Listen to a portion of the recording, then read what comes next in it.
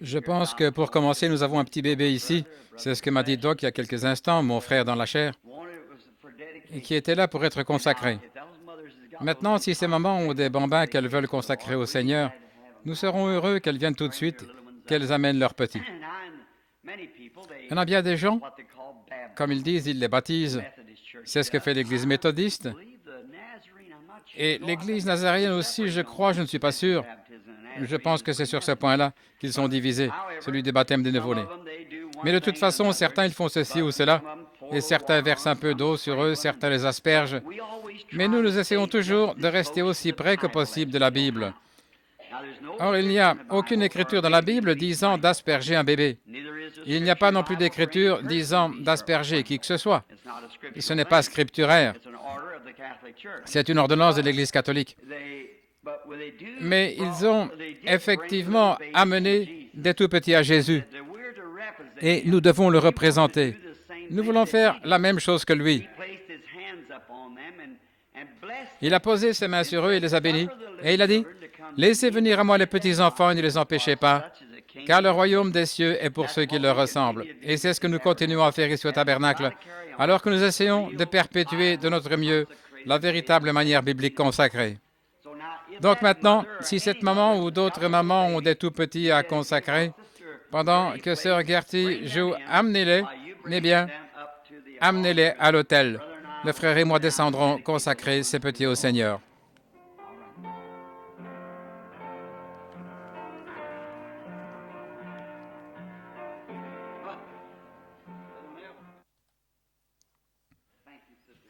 Merci, Sœur Gertie. Formidable. Combien aiment les petits-enfants? Si vous ne les aimez pas, il y a quelque chose qui ne va pas avec vous. Maintenant, ce soir, passons au service, aux autres parties. La raison pour laquelle je suis revenu ce soir, d'habitude, les jours où nous avons les services de guérison, j'en ai seulement un par jour, parce que ça me secoue tellement. Vous ne pouvez pas savoir. Et ici, c'est chez moi, alors c'est 2 fois plus dur que partout ailleurs. Je me suis excusé de ma grosse bévue de ce matin, mais la première chose qui m'a dérangé, c'est quand Billy est venu me dire qu'il n'avait pas pu trouver assez de gens à qui distribuer des cartes de prière. Il n'avait pu en distribuer que 12 ou 14. Personne ne voulait avoir de cartes de prière. Tout allait bien, je suppose. Et donc, à cause de ça, je n'ai jamais pensé. Et quand j'ai commencé à appeler ces cartes de prière, je croyais que je les aurais toutes, les 10 ou 12, le nombre qu'il y avait. Je les ai appelées. Puis arrivé à un certain numéro, plus rien. J'ai appelé et pas de réponse.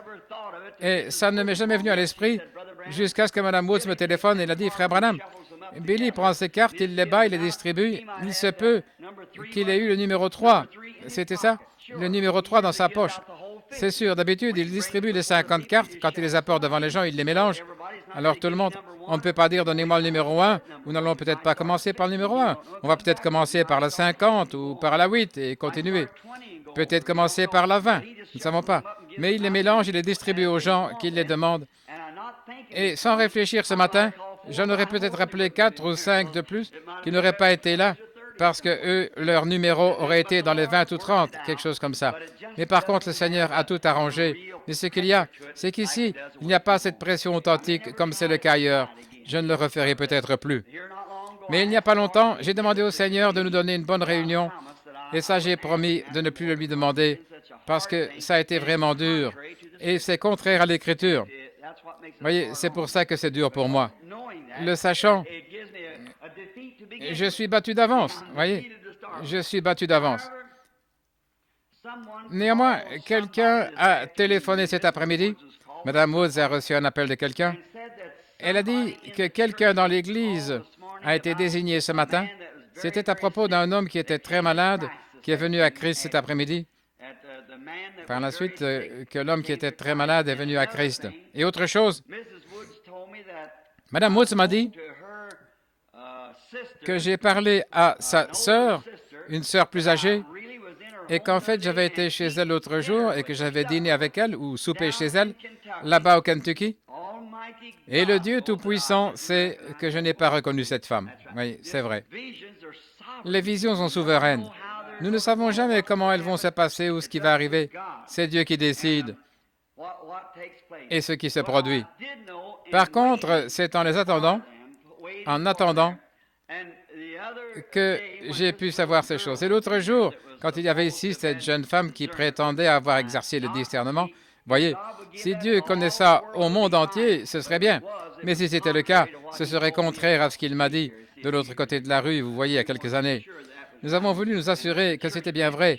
Et puisque ça se passait ici, laisser l'Église voir ça. Donc j'ai appelé Mme Snyder, Sœur Snyder, elle est ici quelque part. Elle est juste un peu dure d'oreille. Et la jeune dame a parlé à voix basse. Vous avez des rhumatismes ou de l'arthrite ou quelque chose comme ça. Et alors je savais qu'il s'agissait d'une fracture de la hanche. Et donc, là, le Saint-Esprit a signalé ça ce matin. Bon, ce que c'est un don divin et il opère souverainement.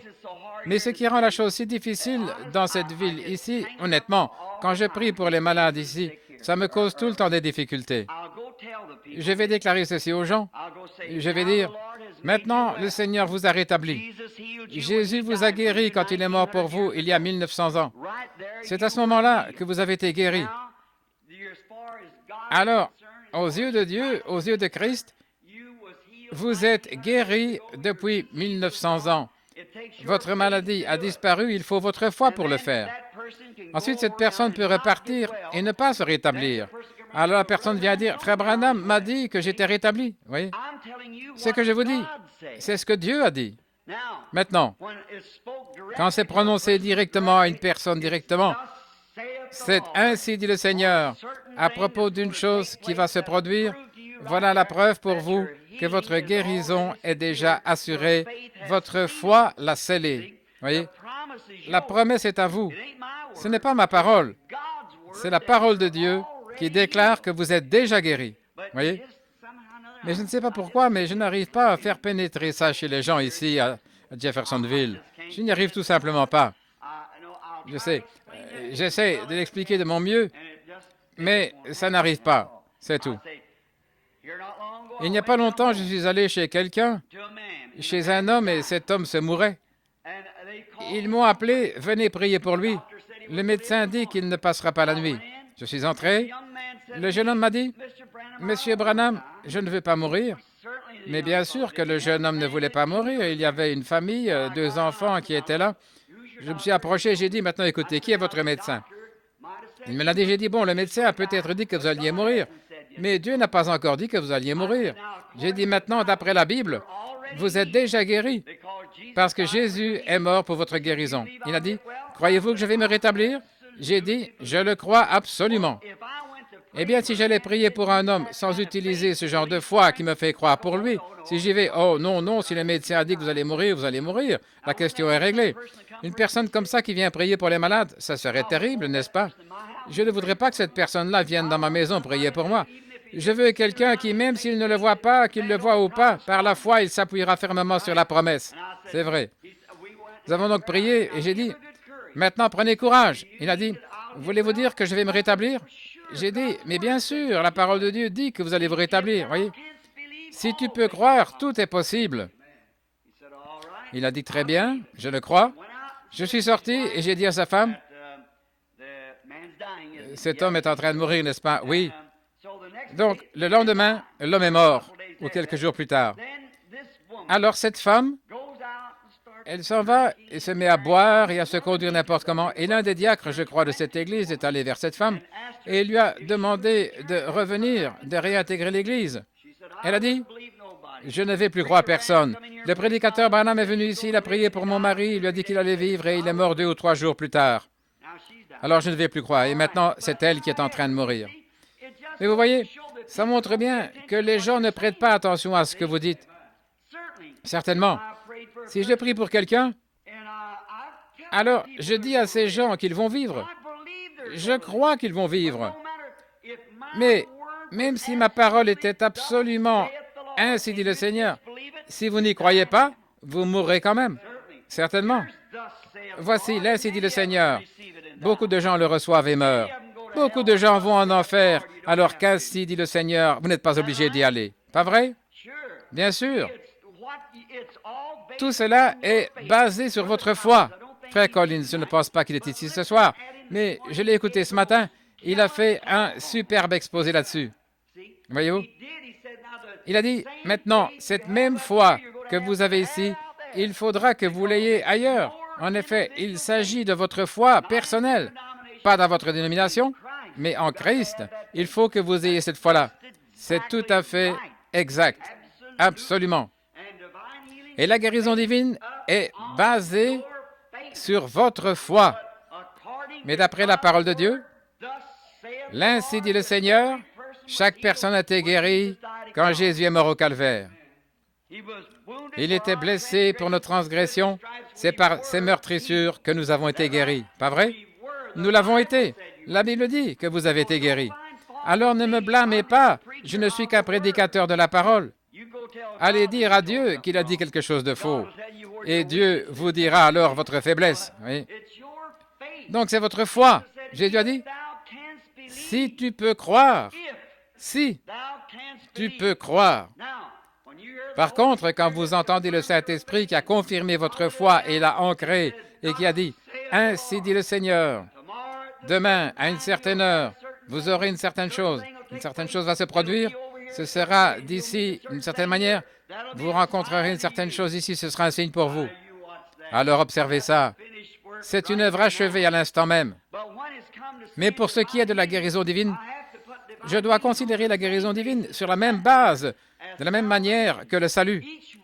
Chacun de vous, peu importe ce que vous avez fait, vous êtes sauvés depuis que Jésus est mort, parce qu'il est mort pour ôter les péchés du monde.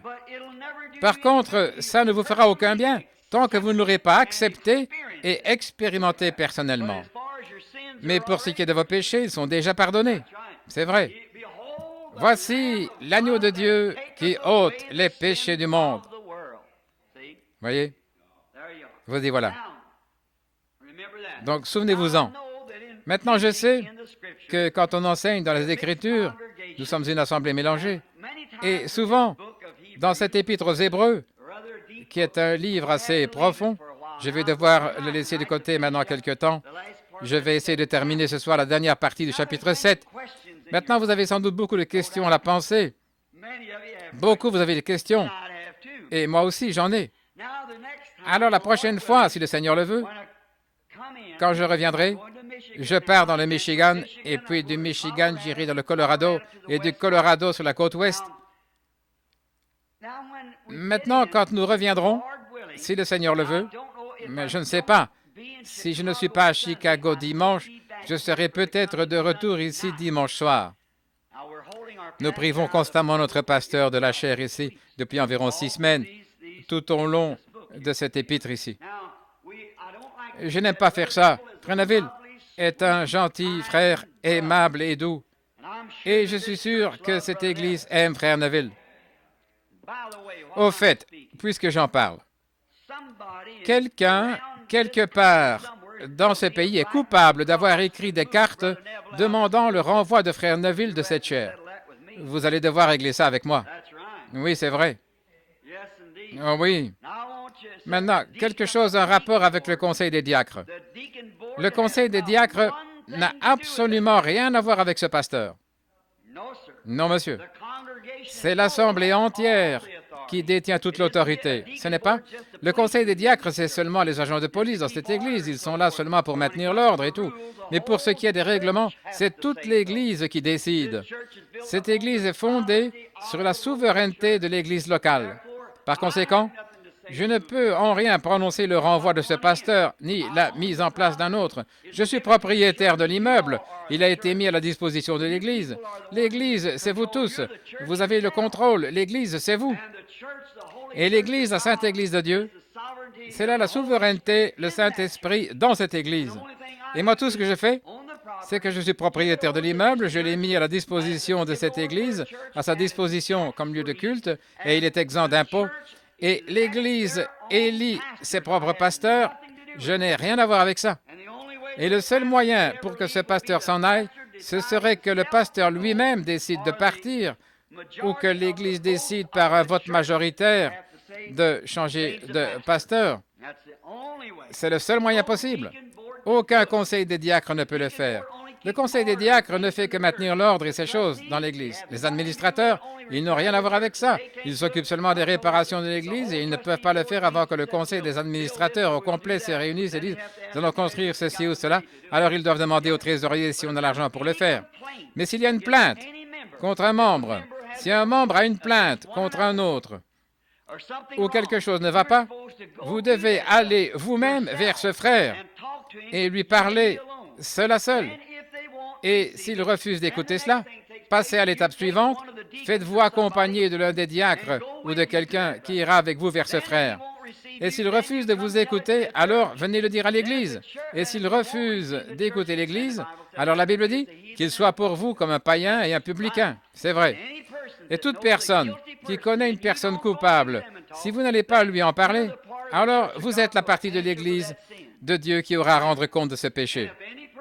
Et si des gens ont une plainte contre un diacre, contre le diacre ou quelqu'un dans l'Église, il faut 3 personnes. 3 personnes qui viennent en témoigner, que la chose soit attestée par la déposition de 2 ou 3 témoins. Ils viennent le dire au pasteur au sujet d'une plainte. Alors, si on a sujet de se plaindre d'un diacre, ce diacre n'est pas un homme juste, un homme intègre. Il doit remplir la fonction de diacre de façon irréprochable et être sans reproche. Et si cette assemblée voit que ce diacre ne remplit pas cette fonction, qu'il prenne 3 personnes avec lui et présente ça au pasteur. On demande à ce diacre de rester chez lui ce soir-là.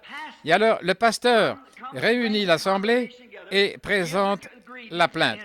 Et si l'assemblée vote pour que le diacre continue, le diacre continue. Si elle vote pour que le diacre soit renvoyé, on élit un nouveau diacre le soir même. Par conséquent, ce n'est pas l'affaire d'une seule personne, mais de la majorité des gens. Oui. S'il y a 20 voix pour lui et 21 contre lui, il s'en va et vice-versa. Voyez? Voilà en quoi consiste la souveraineté de l'Église locale. Et alors, chacun des membres a son mot à dire dans l'Église. Si quelque chose va mal, alors il y a moyen pour eux de réagir et ce qu'ils doivent faire, c'est veiller devant Dieu à ce qu'absolument rien n'entrave la bonne marche de l'Église. Mais l'entière et complète autorité de l'Église appartient au pasteur. Lisez ça dans la Bible, voyez si ce n'est pas l'ordre établi par la Bible. C'est tout à fait exact. Il n'y a personne au-dessus de l'ancien. Je n'ai rien à voir avec ce que Frère Neville fait ici. Ça, c'est entre vous et Frère Neville. Si Frère Neville voulait prêcher la doctrine des témoins de Jéhovah, c'est entre lui et vous. Voyez, s'il voulait prêcher quoi que ce soit, tout ce qu'il veut, c'est entre vous et lui. C'est tout. Si l'Assemblée vote pour qu'il soit là et prêche ça, c'est bien. C'est son affaire. Moi, tout ce que je fais, c'est que je suis propriétaire de l'immeuble et s'il arrive telle ou telle chose, s'il est question, par exemple, de renvoyer le pasteur ou que les gens veulent passer au vote, on ne peut pas demander à un diacre de le faire. On va me le demander à moi. Je viendrai et je dirai, si vous voulez renvoyer le pasteur, dites-moi pourquoi a-t-il fait quelque chose. Oui, nous l'avons surpris en état d'ivresse, nous l'avons surpris en de faire telle ou telle chose. Est-ce que vous avez des témoins? Oui, nous avons 3 témoins. Ces témoins doivent d'abord être mis à l'épreuve. Ne recevez pas d'accusation contre un ancien si ce n'est sous la disposition de 2 ou 3 témoins et qu'ils soient d'abord éprouvés contre un ancien. Ensuite, vous devez déclarer sous serment que vous l'avez vu et apporter la preuve que vous l'avez vu. Et si c'est le cas, alors ce péché est condamné devant tous. C'est mal. Ensuite, assemblée, voulez-vous changer de pasteur? Si l'assemblée vote, pardonnez-lui et qu'il reste en poste. Ça met le point final à la question, voyez. N'est-ce pas la bonne manière de diriger une Église? C'est ce que dit la Bible. Nous n'avons ni évêque, ni surveillant, ni conseil ou autres qui mettent celui-ci en poste et qui ont beaucoup d'autorité. Personne ici n'a d'autorité sauf le Saint-Esprit, c'est vrai. C'est lui qui déplace les gens et nous acceptons la décision à la majorité des gens. Donc, si une partie des gens veut faire ceci et que l'autre veut faire cela, et qu'une partie gagne, que fait la partie perdante? Elle se rallie aux autres et dit, dans ce cas, nous avions tort, nous irons de l'avant, parce que c'est le Saint-Esprit qui a fait ce choix. C'est tout à fait ça. C'est comme les démocrates et les républicains. Aussi longtemps que nous sommes une démocratie, nous sommes américains. Si les démocrates sont au pouvoir, les républicains devraient venir leur offrir leur appui. Les républicains au pouvoir, les démocrates offrent leur appui. C'est exactement ce qui fait de nous une nation. Quand nous violons ça, nous violons notre démocratie, c'est vrai. Les démocrates disent « je ne vais rien faire », les républicains sont au pouvoir, alors nous tombons. Je suis du Kentucky. L'union fait la force et divisée, nous tombons. Maintenant, si jamais vous avez connaissance que quelque chose ne va pas dans l'Église, un individu, une personne ou quoi que ce soit, il est de votre devoir de régler cette chose, sinon vous aurez à rendre compte cela devant Dieu. Vous, l'Église. Maintenant, souvenez-vous, ça ne repose pas sur mes épaules, ça repose sur les vôtres. Et si quelque chose ne va pas dans l'Église, Dieu vous fera répondre pour cela. C'est vrai. C'est comme ça qu'il dirige son Église. C'est comme ça dans la Bible. C'est l'ordre établi par la Bible. C'est la souveraineté de l'Église locale. Le pasteur est la tête. C'est vrai. Amen. Maintenant, revenons à ce message béni. Maintenant, je veux que vous sachiez ces choses. Ceci est enregistré. Souvenez-vous, ces messages. Les enregistrements de l'Église, les ordres établis et les règlements de l'Église sont enregistrés et ils sont conformes à la Bible. Ce n'est pas nous qui la dirigeons. Il n'y a personne à la tête, non. Nous sommes tous pareils. Mais nous avons un conducteur. C'est le pasteur, aussi longtemps qu'il est conduit par le Saint-Esprit. C'est vrai. Maintenant, il va y avoir beaucoup de questions. Alors, la prochaine fois que Frère Neville dira à la radio que je vais être ici, écrivez votre question afin que vous et moi puissions en débattre. D'accord? Très bien. Je sais que j'ai enseigné sur la persévérance des saints. J'ai enseigné sur la divinité suprême de Jésus. J'ai enseigné sur la sécurité du croyant, la prédétermination, la prédestination et beaucoup de ces choses. Et je sais que dans mon assemblée, il y a beaucoup de légalistes, ce qui est parfaitement en ordre, absolument. Mais quant à ces choses, je suis moi-même un légaliste et je suis un calviniste. Je crois simplement à la Bible, c'est tout. Maintenant, si certaines de ces questions, et j'ai enseigné sur les preuves, les sensations et tout le reste, et toutes ces choses sur lesquelles vous n'étiez peut-être pas d'accord, alors un de ces soirs, peut-être, disons, es-tu très pressé de revenir ici à la chaire? Non. Ce mercredi soir, alors je pense que je pourrais faire ça à ce moment-là. Apportez votre question mercredi soir, posez-la ici sur l'estrade, une question sur la Bible, sur ce que j'ai enseigné. Et mercredi soir, et dimanche prochain, alors je pense que je dois être à Chicago de toute manière, et de là j'irai dans le Michigan. Si le Seigneur le veut, je serai ici mercredi soir pour essayer de répondre de mon mieux aux questions. Et maintenant, que le Seigneur soit miséricordieux. Maintenant, inclinons la tête un instant. Maintenant, Seigneur béni, c'est là ta grande économie, c'est ton Église.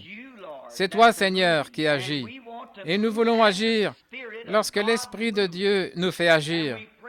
Et nous te prions maintenant de nous bénir, alors que nous reprenons ce message et abordons ces choses profondes. Nous prions que le Saint-Esprit nous les révèle exactement selon nos besoins, car nous le demandons en son nom. Amen.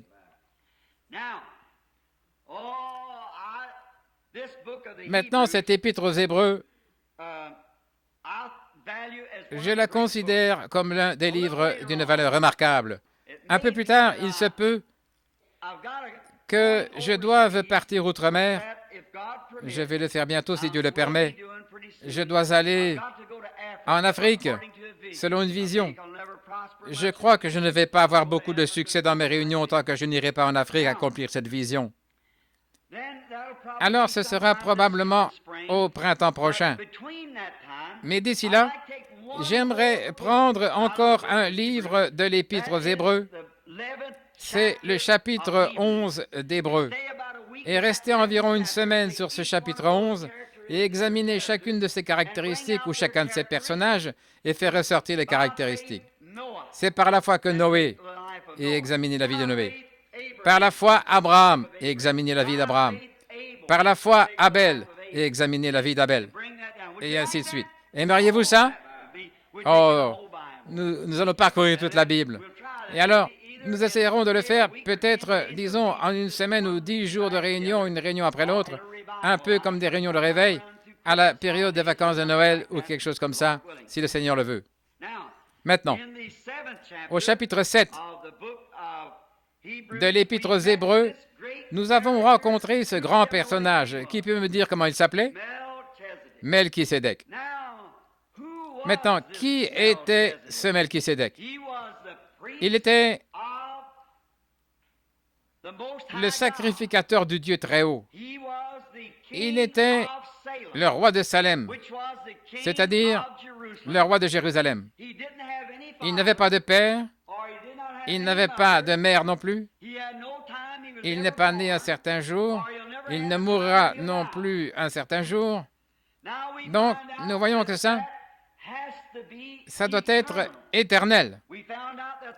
Nous avons vu que le terme « pour toujours » signifie un espace de temps. Vous vous souvenez de ça? Un espace de temps. C'est pour toujours et pour toujours. Et pour toujours est attesté à plusieurs reprises dans la Bible comme étant un espace de temps. Mais par contre, l'éternité, et nous avons vu qu'il n'y a qu'un seul type de vie éternelle. Pas vrai? Dieu seul a cette vie éternelle. Pas vrai? Un seul type de vie éternelle. Il n'existe pas de terme tel que châtiment éternel. En effet, si vous devez être puni pendant toute l'éternité, il vous faudrait avoir la vie éternelle pour être puni éternellement. Il vous faudrait avoir la vie. Et si vous avez la vie éternelle, vous ne pouvez pas être puni. Voyez? Si vous avez la vie éternelle, celui qui écoute mes paroles et qui croit celui qui m'a envoyé a la vie perpétuelle. Pas vrai? La vie éternelle. Parce que vous croyez. Eh bien, si vous avez la vie éternelle, vous ne pouvez pas être puni. Parce que vous avez la vie éternelle. Et donc, si vous devez souffrir au siècle des siècles en enfer, il faut que vous ayez la vie éternelle.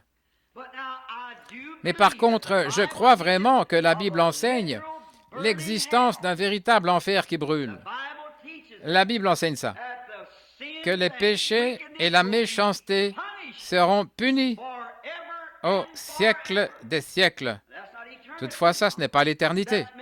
Ce sera peut-être pendant 10 milliards d'années. Ce sera peut-être pendant 100 milliards d'années. Mais à un moment donné, ça devra avoir une fin. Car tout ce qui a eu un commencement aura une fin. Ce sont ces choses qui n'ont pas de commencement, qui n'ont pas de fin. Vous vous souvenez de cette leçon?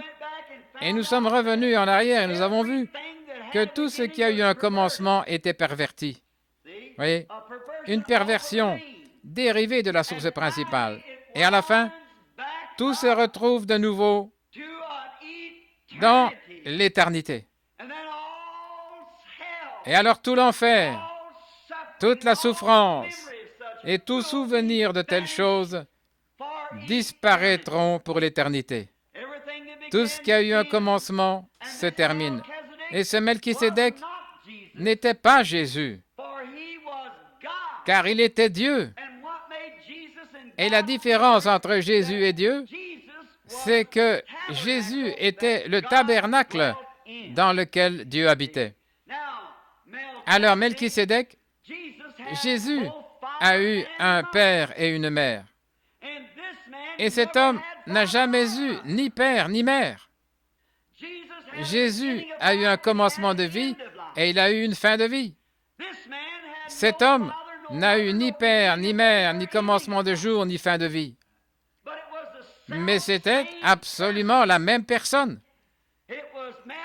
Melchisédek et Jésus étaient un, mais Jésus était le corps terrestre, né et façonné à l'image du péché, le corps même de Dieu, son propre Fils, né et façonné à l'image du péché, pour retirer l'aiguillon de la mort, pour payer la rançon et accueillir des fils et des filles auprès de lui.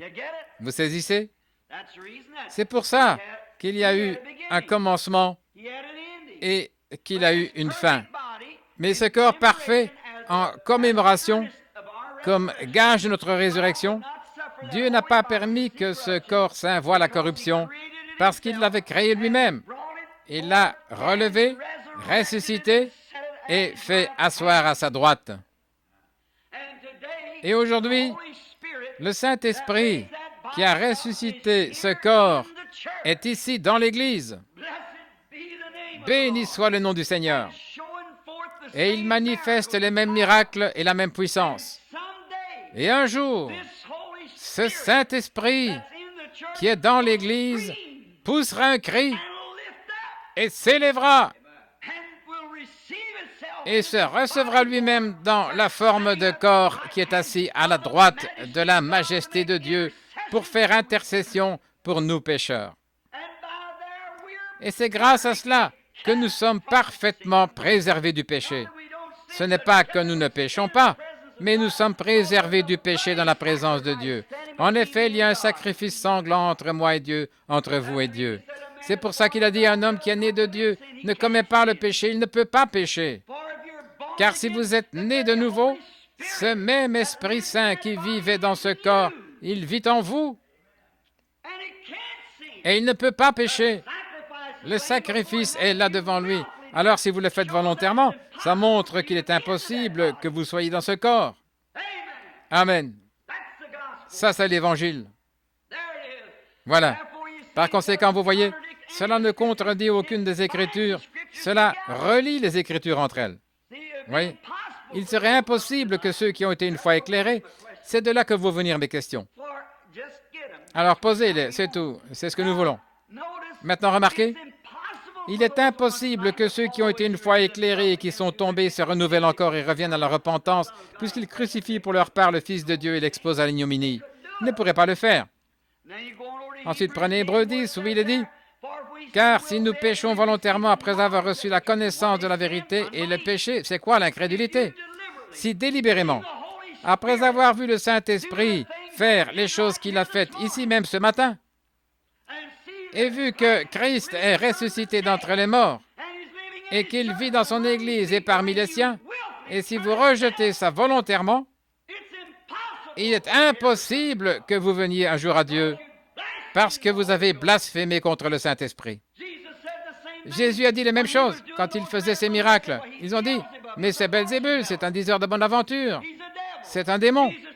Jésus s'est retourné et a dit, je vous pardonne pour cela, mais quand le Saint-Esprit sera venu et fera ces choses, parler un mot contre lui ne sera jamais pardonné, ni dans ce siècle, ni dans le siècle à venir, parce que vous aurez appelé l'Esprit de Dieu qui était en lui un esprit impur.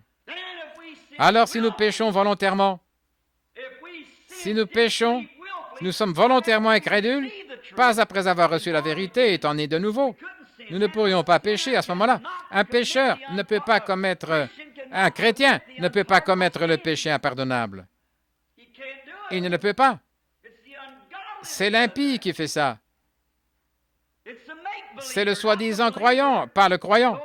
Ces rabbins juifs. Oh, ils se pensaient inflexibles. Ils avaient des doctorats en théologie, en philosophie. Ils pensaient que l'affaire était dans le sac. Mais c'étaient les pires pécheurs.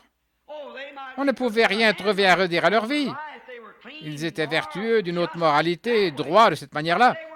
Mais c'étaient des incrédules. Prenez le mot péché et regardez ce qu'il signifie. Le mot péché signifie incrédulité. Il n'y a que deux groupes, le croyant ou l'incroyant, c'est-à-dire la personne justifiée ou le pécheur. C'est tout. Si vous êtes un incroyant, vous êtes un pécheur. Quelle que soit votre bonté, votre assiduité à l'Église ou que vous pourriez même être prédicateur, vous êtes tout de même un incroyant. Ces pharisiens étaient des prédicateurs et c'étaient des incroyants. Et aujourd'hui, ils sont en enfer à cause de ça. Religieux au possible, pieux.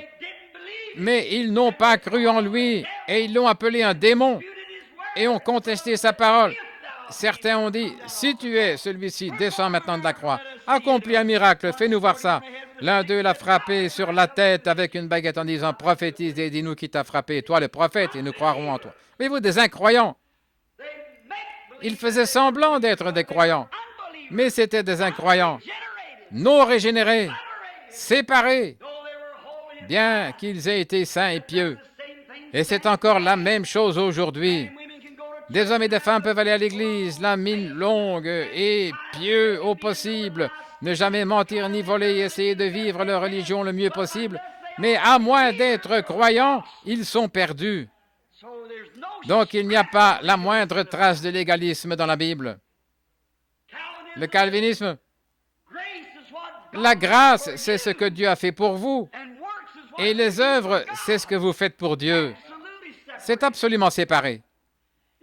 Si vous avez cessé de mentir, de fumer, de voler, de commettre adultère, tout arrêté, vous avez gardé les commandements, assidu à l'Église, baptisé, et si vous avez pris la communion, lavé les pieds des saints, tout, guéri des malades et toutes ces autres choses, à moins d'être né de l'Esprit de Dieu, élu, vous êtes perdu.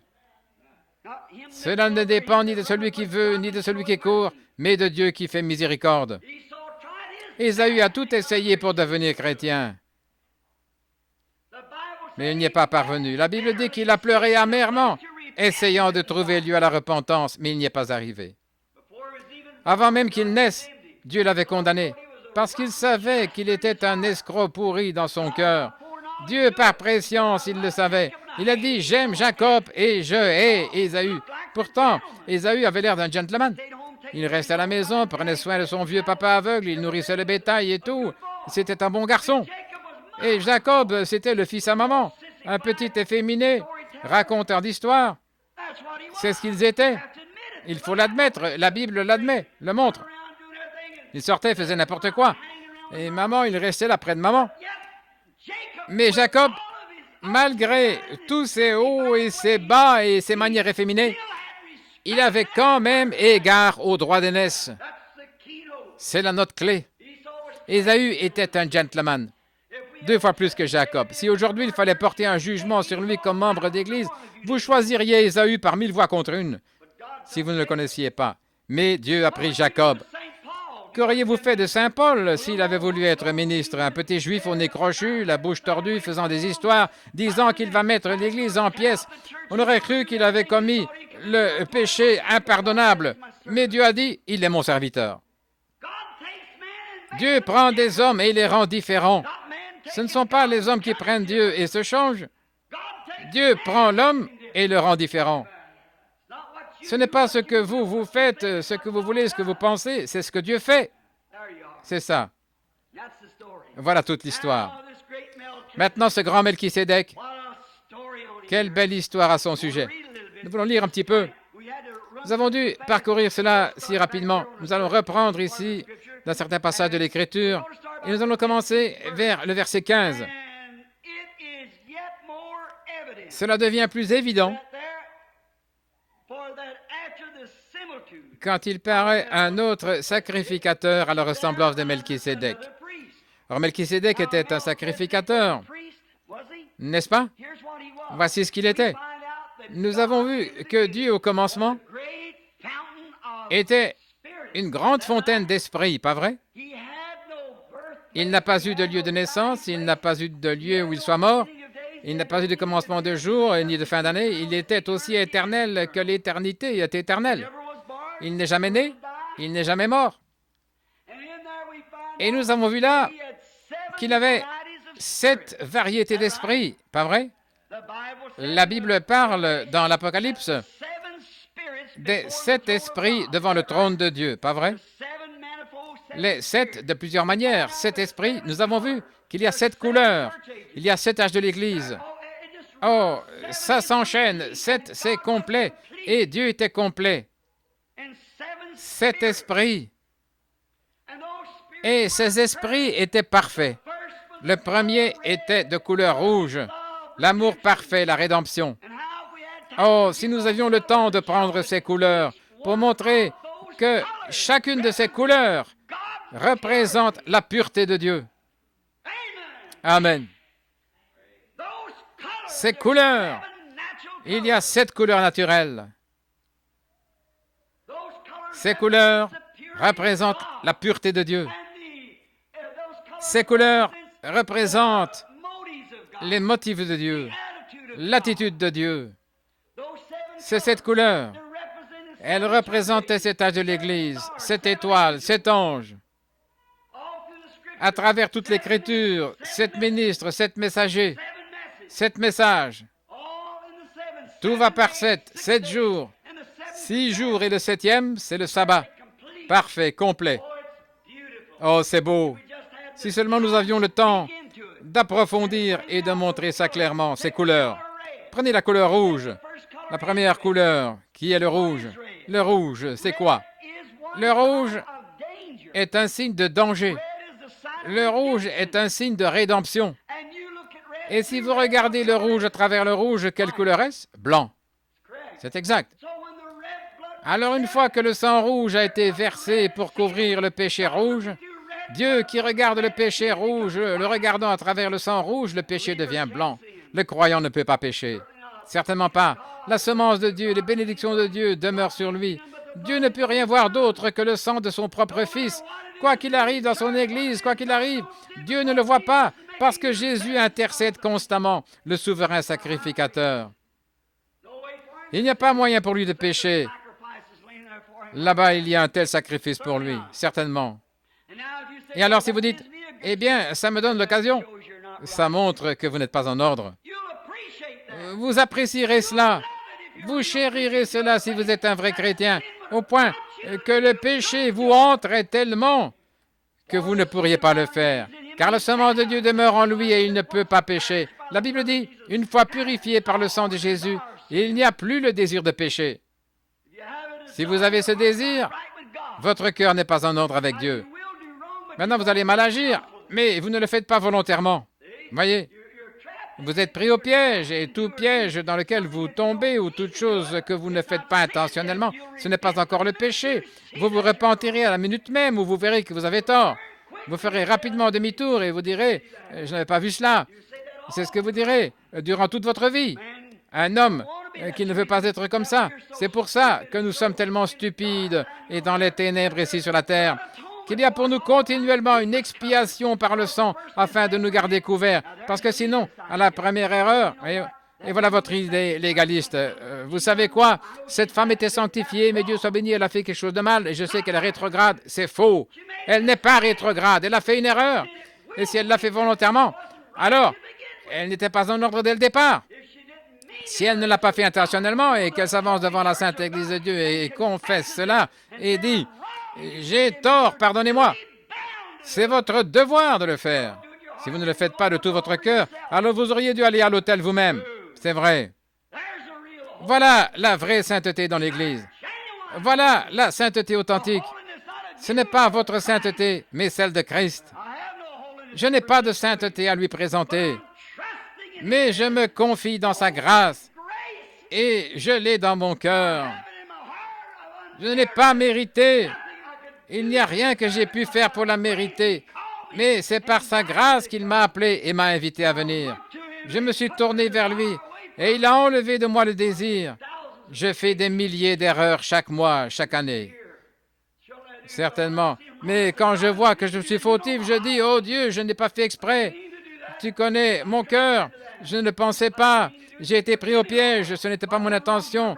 Pardonne-moi, Seigneur. Si j'ai fait du tort à mon frère, je dis, frère, pardonne-moi, je n'ai pas fait exprès. Certainement, Dieu connaît mon cœur. » Oh, vous y voilà. Voilà le sacrifice sanglant. Voilà la puissance de l'Évangile, cette sainte Église qui avance. Et ça ne dépend pas de vous, ce que vous avez fait. Vous n'avez rien eu à faire. Voilà l'expiation. Maintenant, c'est Melchisédek, quand il est arrivé là-bas.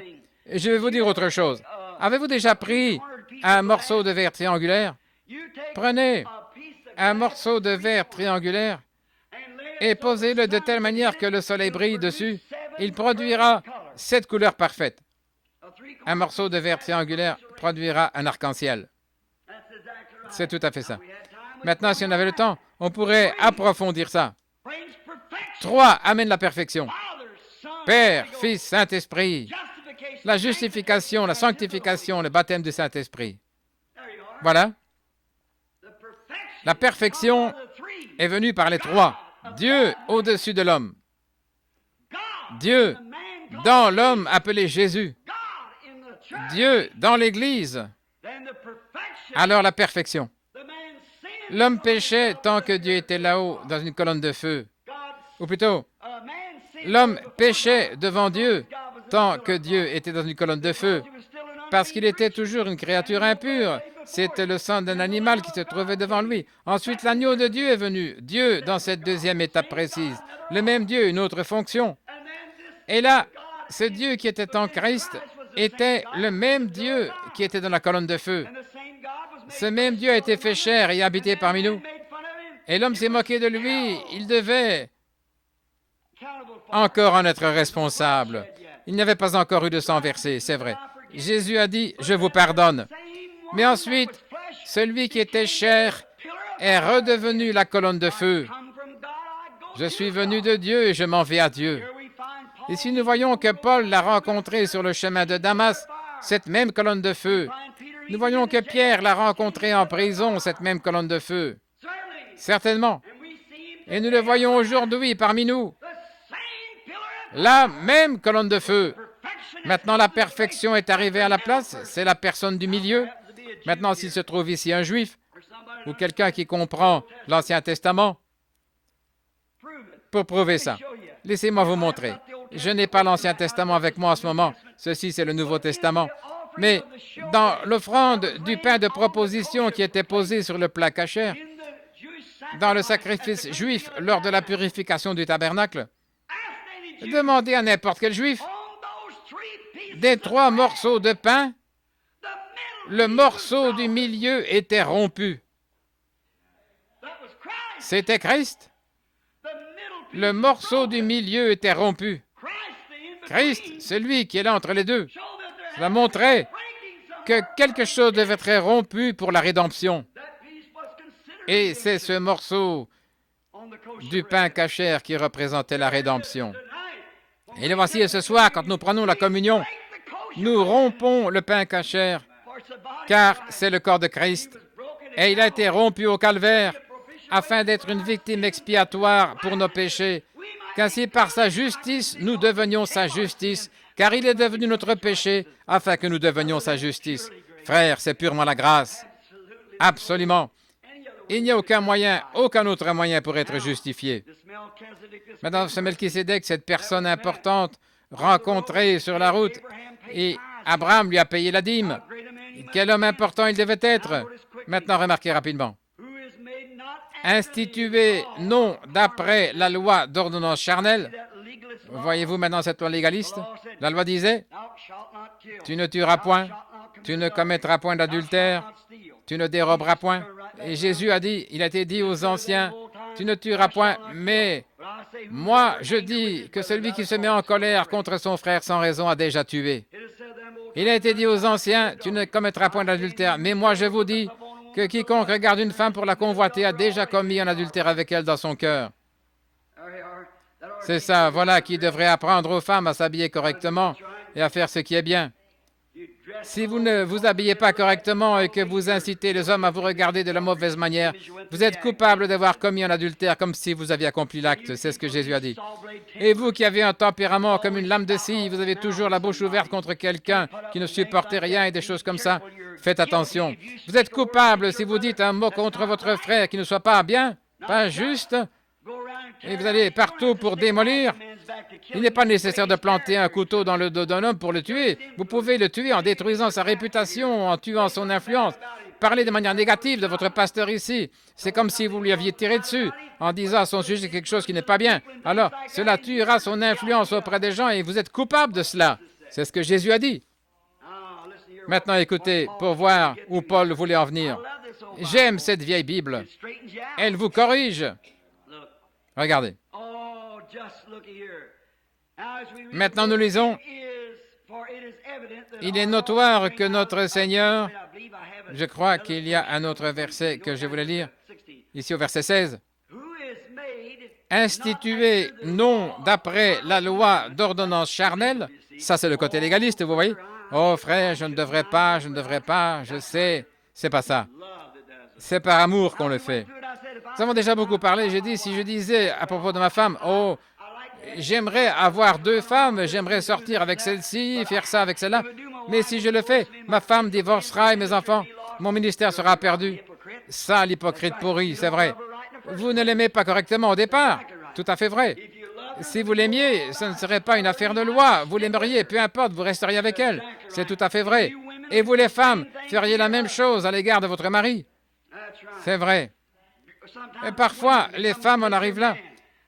L'homme voit une petite Jézabel toute maquillée, vous savez, et il ira là, se laissera séduire, et peut-être qu'il a une bonne épouse. Et puis vous appelez un chrétien. Honte à vous. Vous avez besoin d'une autre dose à l'hôtel, c'est vrai. Et certaines d'entre vous, les femmes, vous tournez les regards vers ce type qui a les cheveux lissés, recouverts de vaseline, il ouvre la bouche et là, une jeune fille ici, il n'y a pas longtemps. Ce n'est pas une plaisanterie. Ce n'est pas mon intention de raconter des plaisanteries. Mais les gens savent que ce n'est pas un endroit pour plaisanter. Mais une fille ici, il y avait de braves garçons ici, des garçons chrétiens. Il y a longtemps, quand j'étais pasteur ici, nous avions l'habitude de donner des enseignements aux jeunes hommes. Le dimanche après-midi, je parlais aux jeunes filles de sexualité et tout ça. Et le dimanche suivant, je parlais aux jeunes hommes et j'essayais de mettre un frein à ces choses. Une jeune fille s'est mise à sortir avec une canaille en ville qui fumait des cigarettes et avait une bouteille en poche. Il roulait en ville dans un petit roadster. Je ne voyais pas ce qu'elle pouvait lui trouver. Il ne voulait pas venir à l'église. Il restait assis dehors. Il l'a déposé à l'église et ensuite il restait dehors dans sa voiture en attendant. Il ne voulait pas assister au culte. Un jour, je lui ai dit, elle habitait à New Albany. J'ai dit, jeune fille, je voudrais te demander quelque chose. Qu'est-ce que tu peux bien lui trouver à ce garçon? J'ai dit, premièrement, il déteste la religion même que tu as.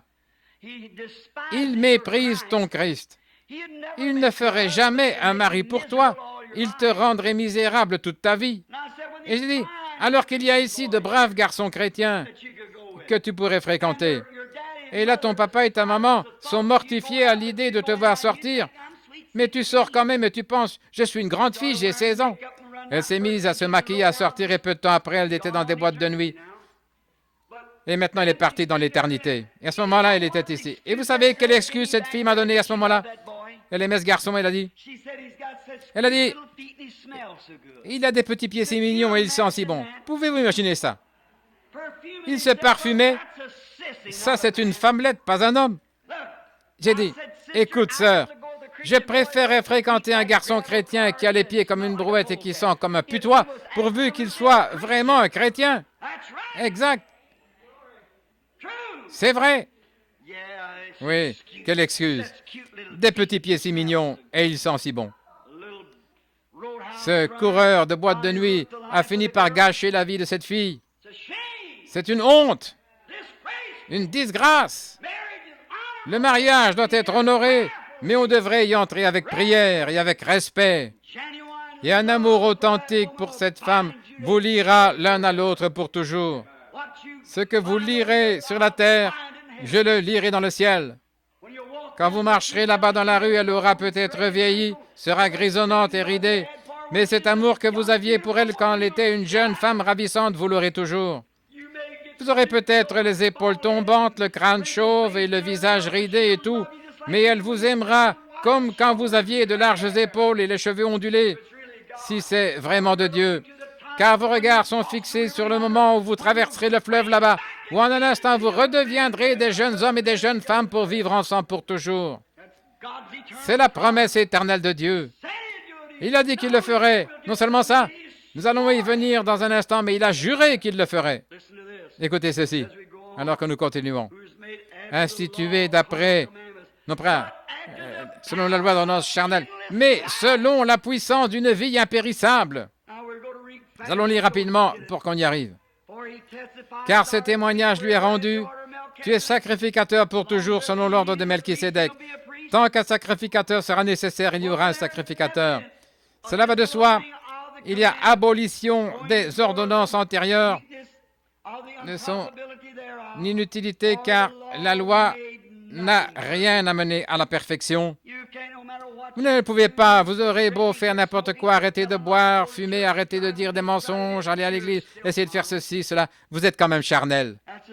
Ça, ce n'est que la loi. La loi n'amène rien à la perfection. Mais qu'est-ce qui amène à la perfection? Christ! Gloire!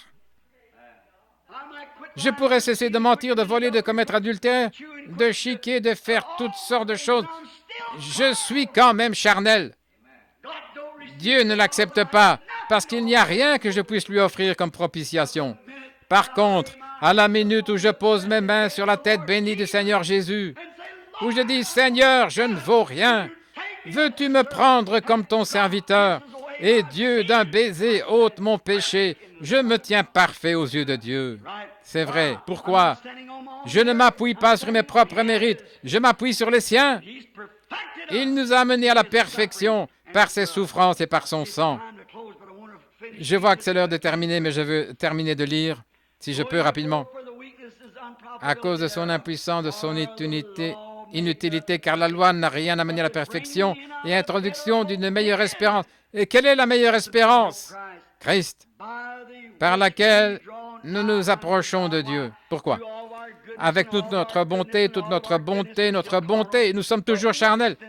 Mais une fois dans la présence de Dieu, en reconnaissant que nous ne pourrions jamais nous tenir là si ce n'est par les mérites de Jésus-Christ, alors nous nous approchons de Dieu grâce au mérite de son Fils. Seigneur, je m'approche de toi avec un cœur innocent. Au nom de ton Fils Jésus, s'il te plaît, reçois-moi. Oh frère, alors vous venez par une route vivante. Pas, Seigneur, tu sais, j'ai arrêté de boire, je traite correctement ma femme, tu sais, j'ai fait ceci, cela. Vous n'avez rien à offrir. Car la loi d'ordonnance charnelle ne pouvait rien accomplir. Mais l'introduction d'une autre espérance, oui, cette espérance qui est Christ, nous la possédons comme une encre de l'âme solide et sûre. Regardez. Et comme cela n'a pas eu lieu sans serment, il, le pronom, si vous remarquez ici, en italique, il est devenu sacrificateur. Non seulement sacrificateur, mais il est devenu sacrificateur par serment. Maintenant, regardez bien, voyons les autres sacrificateurs. Car tandis que les Lévites, des hommes justes, droits, honnêtes, ces sacrificateurs sont devenus sacrificateurs sans serment. Dieu a seulement dit, selon l'ordre d'Aaron, qu'il avait fait des sacrificateurs. Ils se sont succédés de génération en génération, ils vont à l'école et apprennent à être prédicateurs. Ils se sont succédés. C'est ainsi que Dieu faisait d'eux des sacrificateurs. Ils se faisaient eux-mêmes sacrificateurs par leurs études, par héritage. Mais cet homme a été fait sacrificateur par un serment que Dieu a fait. Maintenant, écoutez. Furent faits sans serment. Mais celui-ci avec serment, par celui qui lui a dit, « Le Seigneur a juré, et il ne se repentira pas. » Amen. Tu es sacrificateur pour toujours, selon l'ordre de Melchisédek. Jésus est par cela même le garant d'une alliance plus excellente. Maintenant, rapidement. De plus, il y a eu des sacrificateurs en grand nombre parce que la mort les empêchait d'être permanents, des milliers de sacrificateurs, parce que ceux-là ne connaissaient constamment que la mort, les infirmités, et la mort. Mais observez, lui, cet homme, qui? Jésus. Parce qu'il demeure à perpétuité, à toujours, possède un sacerdoce qui n'est pas transmissible. C'est aussi pour cela qu'il peut sauver à l'extrême. Peu importe combien ils sont mal en point, bas, éloignés, il peut sauver à l'extrême ceux qui s'approchent de Dieu par lui, pas sur la base de votre justice, mais sur la base de votre confession, qui s'approchent de Dieu par lui, étant toujours vivants pour intercéder en leur faveur. Il est là, intercédant constamment. Il nous convenait en effet d'avoir un souverain sacrificateur comme lui, saint, innocent, sans tache, séparé des pécheurs et devenu souverain sacrificateur dans le ciel. Vous y voilà. Alors si j'essaie de représenter moi-même ma cause, je la perdrai. Si j'essaie de la représenter en disant « Eh bien, mon papa était un homme bon, mon papa était un prédicateur, j'ai passé ma vie dans l'Église », je la perdrai quand même. Mais lui, cet homme est parfait. Christ, il est assis là et il offre constamment son sang pour mes péchés. Voilà. Qui n'a pas besoin, comme les sacrificateurs, d'offrir chaque jour des sacrifices, d'abord pour ses propres péchés et ensuite pour ceux du peuple, car ceci, il l'a fait une fois pour toutes en s'offrant lui-même. Maintenant, observez le dernier verset. En effet, la loi établit, souverain sacrificateur, des hommes sujets aux infirmités. C'est ce que fait la loi charnelle. J'aurais aimé pouvoir m'arrêter environ 2 heures là-dessus. C'est comme ça. La loi établit encore des hommes prédicateurs. C'est vrai. Ils disent, eh bien, cet homme a une expérience de séminaire. Je ne voudrais pas échanger ma petite expérience céleste contre tous les séminaires du monde. Nous avons donné une formation à cet homme et il a été trié sur le volet. Il ne doit sa réussite qu'à lui-même. Moi, je n'aime pas cette sorte d'homme-là. J'aime l'homme qui ne doit sa réussite qu'à Dieu. Voyez? Mais la loi établit encore des sacrificateurs. La loi établit des prédicateurs. L'Église baptiste, ils en produisent à l'appel des prédicateurs. Ils ont une machine qui les produit en série. Les méthodistes aussi, les baptistes aussi, les presbytériens, les nazériens, pèlerins, les pentecôtistes. Ils en produisent en série le plus vite possible, comme un grand système, une grande machine, ils se tiennent là. J'ai toujours dit, je plains vraiment le poussin né en couveuse. Vous savez, le petit poussin qui éclot en couveuse, il n'éclot pas correctement. Non. C'est la poule qui est censée faire éclore le poussin. Mais le poussin né en couveuse, quand il sort, il piaule, mais il n'a pas de maman où aller. Oui, il ne sait pas ce que c'est une maman. C'est vrai, il piaule pour en avoir une, mais il n'en a pas. Par contre, le petit poussin qui éclot sous la poule de la manière naturelle, il piaule et maman répond. C'est vrai. Et parfois, je pense à cette expérience de séminaire acquise dans ces grandes couveuses à Louisville, dans le monde entier, qui font éclore des prédicateurs par milliers, des couveuses pentecôtistes, des couveuses presbytériennes, des couveuses baptistes. Elles font éclore leurs petits poussins. Ils piaulent et parlent de la couveuse dans laquelle ils ont éclos. Mais j'aime avoir un père, une mère. Béni soit le nom du Seigneur. Ceux qui sont nés avec moi ne sont pas très nombreux, mais ceux-là sont mes frères. Amen. Nous avons une mère qui répond, une mère qui est au ciel, qui prend soin de nous tous, comme une poule prend sa couvée sous ses ailes et roucoule pour ses petits et couvre ses poussins. C'est ainsi que je vous couvrais, Jérusalem, Jérusalem. Combien de fois ai-je voulu te prendre auprès de moi, comme une poule rassemble sa couvée? Combien de fois ai-je voulu que tu sois à moi, mais tu ne l'as pas voulu? Tu avais tes propres séminaires qui ont fait éclore tes sacrificateurs. Ils t'ont donné un enseignement qui est contraire. Et maintenant, tu es livré à toi-même. Ta destruction t'attend. Vous tous, combien de fois le Saint-Esprit a-t-il voulu vous prendre sous ses ailes? Mais vous voulez suivre votre propre voie. Vous voulez le faire à votre manière.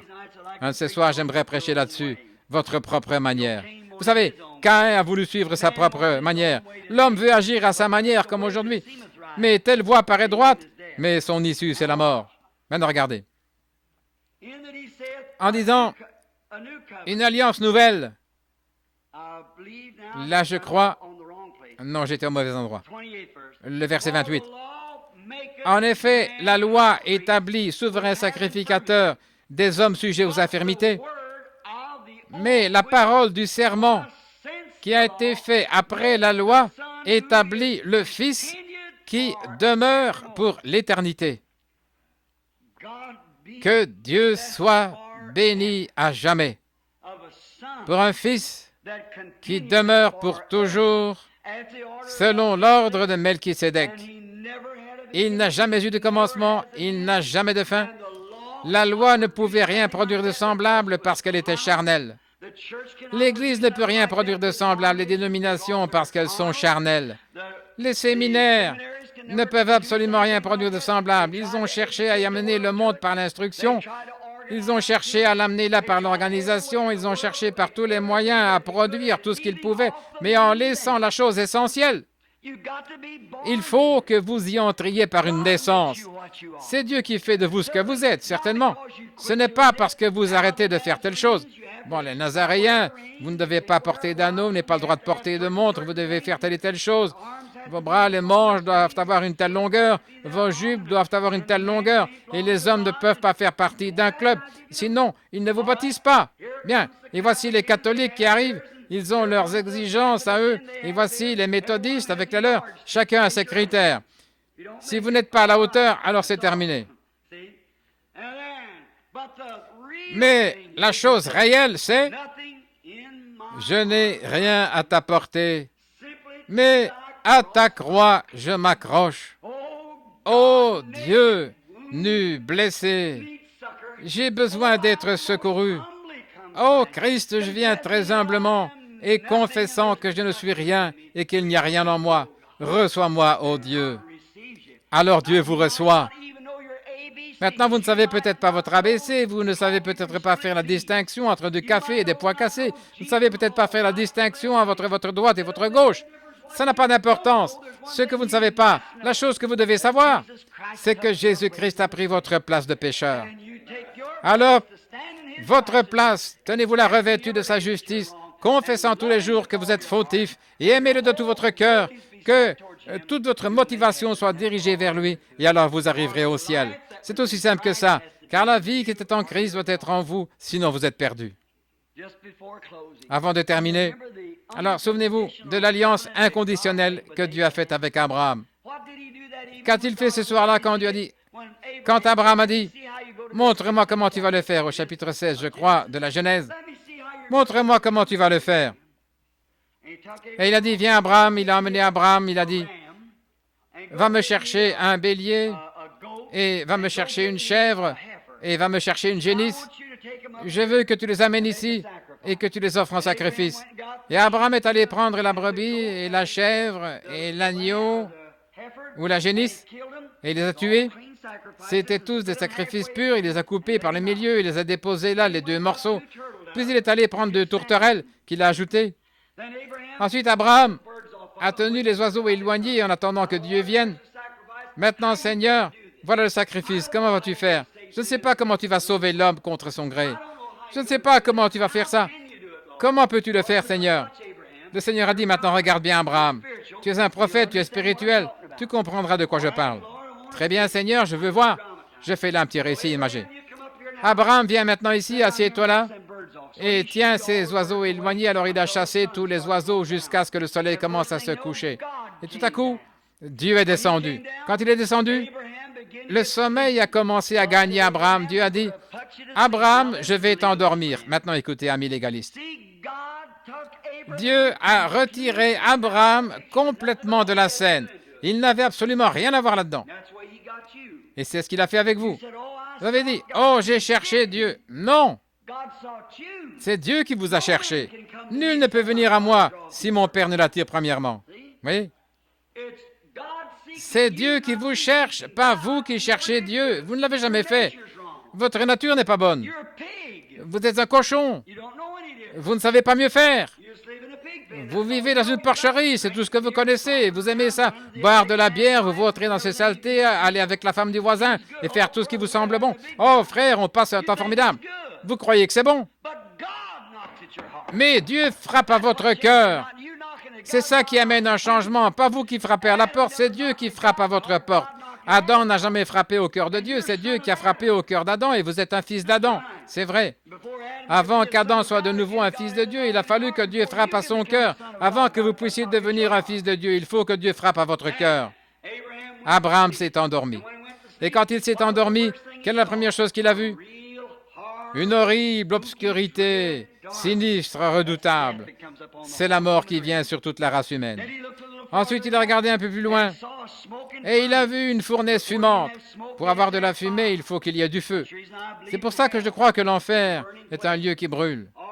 Bien, il a montré là que nous sommes tous assujettis à la mort et que nous devrions tous aller en enfer parce que nous sommes des pécheurs. Mais un peu plus loin, il a vu une petite lumière blanche. Et cette petite lumière blanche, cette lumière, c'est quoi? Cette lumière blanche, c'était quoi? Cette colonne de feu qui allait devant les enfants d'Israël. La colonne de feu qui a rencontré Paul sur le chemin de Damas. La colonne de feu qui a fait sortir Pierre de la prison. La colonne de feu qui est ici ce soir. Ce Dieu éternel, perpétuel, il s'est déplacé lui-même entre ces sacrifices partagés. Oh là là! Il est allé et venu sur chacun d'eux. C'est comme ça que je vais faire, Abraham. Observe-moi ce que je vais faire. Je fais une alliance ici. Je ferai le serment que selon la semence, je susciterai un intercesseur. Je ferai une alliance avec la mort et je condamnerai la mort dans la chair parce que je viendrai moi-même la subir. Abraham, a-t-il dit, c'est par ta postérité, Abraham, que tu seras le Père du monde, par ta semence. Et cette promesse que je te fais, je ne la fais pas seulement à toi, mais à ta postérité après toi. Il savait qu'ils y seraient tous, non pas eux, mais moi, ce que je fais. Je vais le faire à Abraham. J'ai fait confiance à Adam, il a rompu la sienne, tous ils la rompent. Mais celle-ci, je la ferai avec moi-même, et je jurerai par moi-même que je la garderai. Amen, amen, amen. Que fait-on quand on fait une alliance? Je dis, frère Neville, maintenant regardez bien ceci un instant. Je dis, frère Neville, je vais te dire ce que je vais faire. Si tu prêches jusqu'à demain soir et le lendemain soir jusqu'à mercredi, moi, je prêcherai de mercredi à dimanche. Tu es d'accord? Oui, monsieur. Voici comment on fait. Donnons-nous la main. C'est ça une alliance en Amérique. C'est comme ça qu'on fait une alliance. Maintenant, comment fait-on une alliance au Japon? Tu fais telle chose, je ferai telle chose. On prend une pincée de sel parce que le sel conserve. On prend donc du sel et on jette sur Frère Neville. Et Frère Neville prend du sel et en jette sur moi. C'est une alliance qui nous lie. Comment David Livingstone a-t-il fait alliance avec les Noirs africains pour entrer dans leur pays? Il est allé trouver le chef pour obtenir la permission de traverser la région afin de prêcher l'Évangile et faire son travail. Ils ont pris un verre de vin. Voici l'alliance avec les Noirs en Afrique. Ils avaient un verre de vin. Et le chef noir s'est fait une incision et a fait couler le sang dans ce verre de vin. Et David Livingstone s'est fait une incision et a fait couler le sang dans le verre de vin. Ils ont remué tout ça. Livingstone en a bu la moitié, le chef noir en a bu la moitié. Puis ils se sont offerts mutuellement un cadeau. Au chef noir, David Livingstone a dit, « Que me demandes-tu » Il a dit, « Cette veste blanche que tu portes. » Alors Livingstone a enlevé sa veste et l'a donnée au chef noir. Il a dit, « Toi, que demandes-tu » Il a dit, « Cette lance sacrée que tu as à la main. » En effet, il savait qu'il pourrait entrer avec ça. Donc il a pris cette lance. Et ils étaient frères parce qu'ils avaient fait une alliance. Et en chemin, quand les tribus se précipitaient sur lui pour le tuer, il brandissait cette lance sacrée. Et à ce moment-là, il regardait et il disait, « Oh, on ne peut pas toucher cet homme. Pourquoi? C'est un frère par alliance. Bien qu'il soit blanc et qu'on ne l'ait jamais vu, avant de l'avoir vu, il ne savait pas qu'ils étaient noirs. Il n'avait jamais vu quelqu'un de pareil. Mais c'est un frère par alliance. Il a la lance du chef dans sa main. Quelle belle image aujourd'hui. Nous buvons l'alliance du sang du Seigneur Jésus avec la puissance du Saint-Esprit sur nous. Nous allons de l'avant au nom de Jésus et ces signes accompagneront ceux qui y ont part. C'est la lance sacrée du chef. Vous voyez comment elle se fait, cette alliance? Comment faisait-on en Orient? Ils se prêtaient mutuellement serment. Ils tuaient un animal, le fendaient et se tenaient exactement au milieu. Les deux hommes se tenaient entre les deux morceaux de l'animal fondu et ils rédigeaient une alliance. Si je ne respecte pas ceci, si je ne fais pas ceci, telle et telle chose, que mon corps soit comme cet animal mort. Que mon corps soit comme cet animal mort. Et quand ils font ça, ils prennent cette alliance et se tiennent entre ces deux morceaux. Ils font un serment, prêtent serment qu'ils s'y tiendront. Et ils déchirent le papier en deux et chaque homme, l'un et l'autre, en reçoit un morceau. Et à un moment donné, ils se rencontreront et qu'ils meurent s'ils ne respectent pas ce serment, qu'ils soient comme ces animaux morts. Avez-vous remarqué les trois animaux parfaits, l'agneau, la chèvre, les trois sacrifices parfaits que représentait l'agneau, que représentait la tourterelle et que signifiaient les deux tourterelles? Les deux tourterelles étaient sacrifiées pour le salut et pour la guérison qui en faisait partie. Voyez, les expiations se sont faites différemment, mais la guérison est restée pareille et le salut aussi est resté pareil. Les deux tourterelles qui n'étaient pas partagées, c'est ce que ça signifiait, ce qu'elles représentaient les deux. Par ses meurtrissures, nous sommes guéris. Il était blessé pour nos transgressions. C'est par ses meurtrissures que nous avons été guéris. Elles étaient posées sur le côté sans être partagées. Mais l'alliance, les animaux, ils étaient trois, coupés en deux. Vous voyez? Alors, ils les déchiraient et faisaient leur alliance. Regardez ce que Dieu disait à Abraham. Au calvaire. Au calvaire, selon ta semence. De toi est sorti Isaac, d'Isaac sortira un tel, Jacob de Jacob, Joseph de Joseph, un autre, ils se succéderont, jusqu'à ce que finalement, à travers cette semence du juste, il vient de dire que notre Seigneur est sorti d'une nation qui n'a pas connu, dont Moïse n'a rien dit pour ce qui concerne le fait d'être issu du sacerdoce. Notre Seigneur est sorti de la tribu de Juda, pas de celle de Lévi, car eux étaient des légalistes charnels, mais c'est de Juda. Gloire! Que notre Seigneur est sorti. Vous y voilà, c'est à elle que la promesse a été faite. Écoutez maintenant. Et au calvaire, Dieu est descendu et le corps de son propre Fils dans lequel il avait vécu, il l'a déchiré au calvaire. Il a saigné, a été blessé, coupé, et la lance a été enfoncée et l'a déchiré. Et son sang a jailli. Et il a dit, « Père, je remets mon esprit entre tes mains. » Il a baissé la tête et la terre a tremblé, les éclairs ont brillé, et le tonnerre a grondé. Dieu écrivait là son alliance perpétuelle. Et il a retiré son corps mort de la tombe le premier jour de la semaine, et l'a fait monter au ciel, et il l'a assis là, comme souverain sacrificateur, comme mémorial. Il est assis là, parfait pour toujours. Et l'esprit qu'il avait arraché de ce corps, il l'a fait redescendre sur l'Église.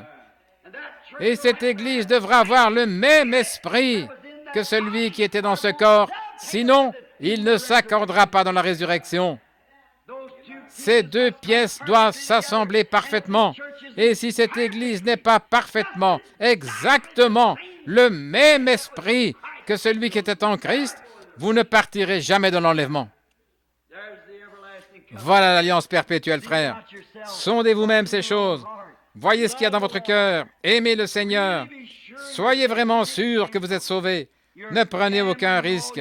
Vous prenez un pari. Oh, nous, les Américains, nous aimons parier, mais ne pariez pas avec ceci. Soyez bien sûrs d'être en ordre. Pas parce que vous avez adhéré à l'Église, mais parce que vous êtes réellement nés de nouveau. Que Christ est venu à vous dans la personne du Saint-Esprit.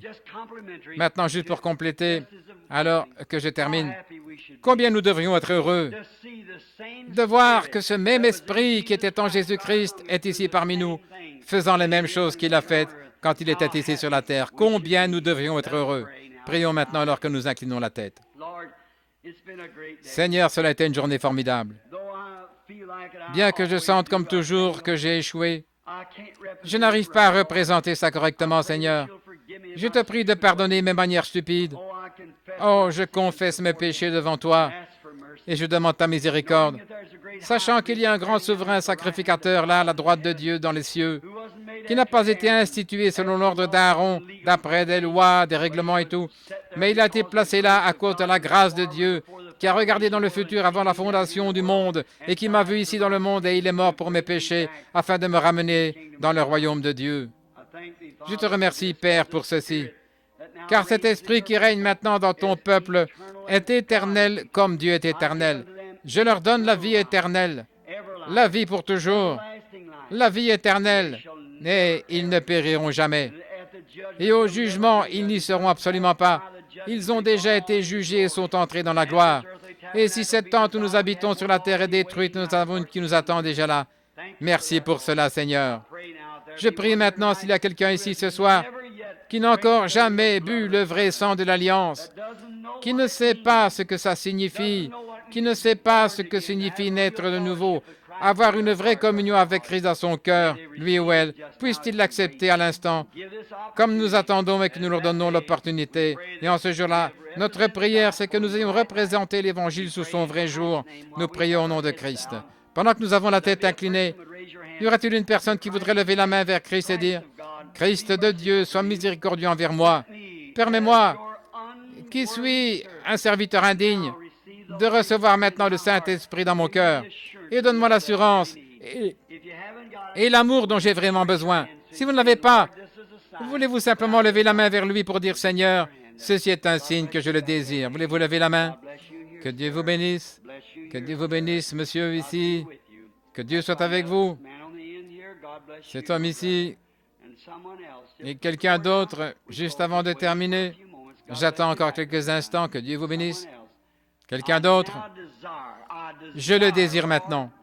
Je le désire, Seigneur Dieu. Tu connais mon cœur, tu connais ma pensée. Toi, l'Esprit de Dieu, vivant et plus tranchant qu'une épée à deux tranchants, pénétrant jusqu'à partager la moelle des os qui discerne les pensées du cœur. Réfléchissez à ça. Il connaît vos pensées même, vos intentions. Voulez-vous lever la main? Sois miséricordieux envers moi, ô Dieu, en ce moment. Je veux que tu saches que je reconnais que je suis fautif et j'en suis conscient, mais je veux être en ordre. Très bien. Pendant que nous gardons la tête baissée, que nous prions maintenant, réfléchissez un instant.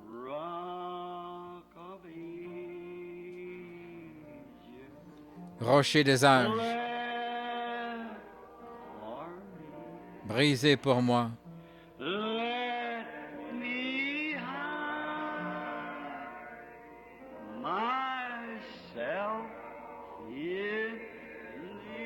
Laisse-moi me cacher en toi.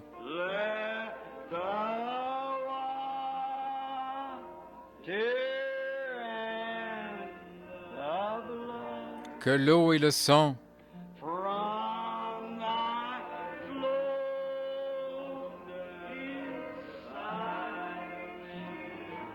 venant de ton côté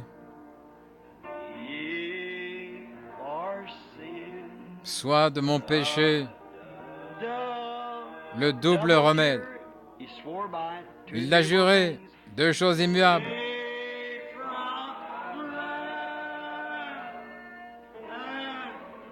Me sauve de la colère et me rende pur.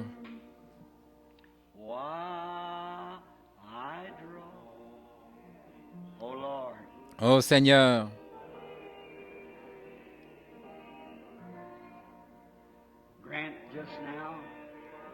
accorde maintenant que nous reconnaissions que notre respiration diminue. Nous ne savons combien il nous en reste. Tout dépend de ton grand conseil déterminé par toi.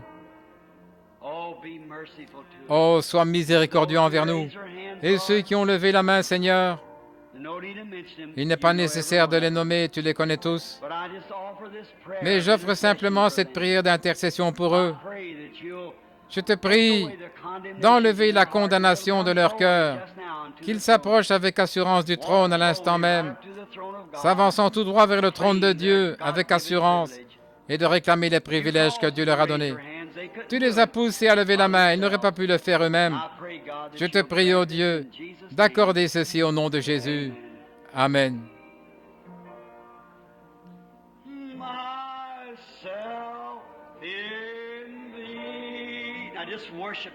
Adorez-le maintenant.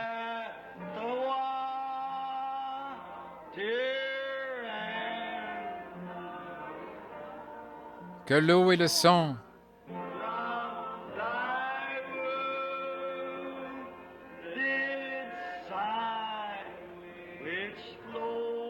coulant de ton côté soit du péché un double remède, qu'il me sauve de la colère et me rende pur. Combien se sentent vraiment bien maintenant? Levez la main et dites, loué soit l'Éternel. Oh, il est merveilleux. Il y a de la place à la fontaine. Tu connais ce cantique, Sœur Gertie? Combien aime ce cantique? Nous allons avoir le service de baptême bientôt.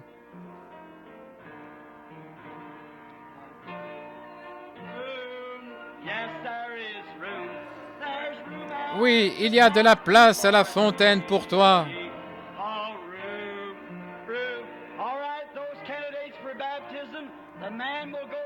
Les candidats au baptême, les hommes iront dans cette pièce-ci et les femmes là-bas. Ceux qui vont être baptisés dans le nom béni de notre Seigneur. Oui, il y a de la place à la fontaine.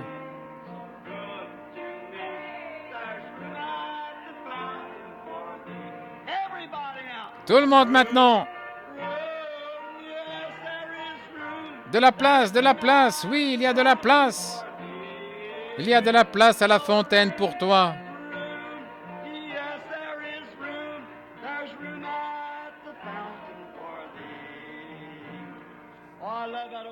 Oh, j'aime ce vieux cantique, pas vous?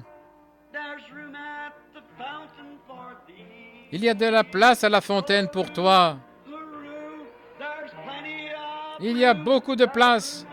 Il y a de la place à la fontaine pour toi. Maintenant, pendant que l'ancien est allé se préparer pour les baptêmes, j'aimerais expliquer quelque chose à l'auditoire. Et je demanderai à quelques diacres, s'ils m'entendent dans la pièce quand ils seront prêts, de venir me le signaler pour qu'on puisse déplacer les micros. Nous voulons que vous voyez tout ceci. Encore une dizaine de minutes et l'Église pourra partir. Maintenant, je vais vous lire quelques passages sacrés des Écritures dans le livre des Actes. Et je veux commencer au verset 12 du chapitre 2 des Actes. Je voudrais vous faire remarquer au chapitre 16 de Saint Matthieu, je crois, Jésus descendait de la montagne et il a dit à ses disciples, « Qui dit-on que je suis, moi, le Fils de l'homme » Certains disent, « Eh bien, tu es Élie. » Certains disent, « Tu es le prophète. » Certains, que tu es celui-ci ou celui-là. Mais vous, qui dites-vous que je suis? Et Pierre a dit, « Tu es le Christ, le Fils du Dieu vivant. » N'est-ce pas vrai? Jésus a dit, « Tu es heureux, Simon, fils de Jonas, car ce ne sont pas la chair et le sang qui t'ont révélé cela. Tu ne l'as pas appris dans un séminaire, tu ne l'as pas appris d'un homme. » Il a dit, « Mais c'est mon Père qui est dans les cieux qui te l'a révélé. » Et je dis que tu es Pierre. Sur ce roc, je bâtirai mon église. Les portes du séjour des monts ne prévaudront point contre elle. Et je te donnerai les clés du royaume des cieux. Est-ce correct? Et tout ce que tu délieras sur la terre, je le délierai dans le ciel. Tout ce que tu liras sur la terre, je le lirai dans les cieux. Est-ce qu'il le pensait vraiment? Il ne l'aurait pas dit. Et le temps a suivi son cours. Et Pierre avait les clés du royaume. Maintenant, vous les catholiques, vous pensez peut-être, comme vous dites, l'Église catholique est bâtie sur Pierre. Très bien, nous allons voir. Ils ont eu les clés. L'Église catholique a toujours les clés. Voyons ce que Pierre a fait avec les clés. Alors nous allons le voir. La Bible dit à Pierre et aux autres apôtres, « Allez par tout le monde, ceux à qui vous pardonnerez les péchés, ils leur seront pardonnés. Ceux à qui vous retiendrez les péchés, ils leur seront retenus. » Là, je peux l'exprimer. Il se peut que quelqu'un ne comprenne pas ce que je veux dire. Jésus a dit aux apôtres, « Ceux à qui vous pardonnerez les péchés, je les leur pardonnerai aussi. Et ceux à qui vous ne pardonnerez pas les péchés, si vous les retenez contre eux, je les retiendrai aussi contre eux. » C'est ce que Jésus a dit. Regardez l'Église catholique qui cherche à promouvoir cela. Et voyons comment ils l'ont fait. Alors, en voyant comment ils l'ont fait, nous devrions le faire de la même façon. Maintenant, voyons ça. Le jour de la Pentecôte, c'est l'inauguration de l'Église. Ils étaient tous dans une chambre haute. Les hommes sont sortis parlant différentes langues. Pourquoi? Toutes les langues sous le ciel étaient représentées là. L'anglais était là aussi. Toutes les langues sous le ciel devaient être là. Et les langues qui étaient parlées à cette époque-là. Il poursuit en nommant beaucoup de ces langues, disant que les Crétois et ceux qui étaient venus d'ailleurs, les prosélytes de Rome et les Arabes et tous parlaient. Ils ne parlaient pas dans des langues inconnues. Ils parlaient aux gens dans des langues connues.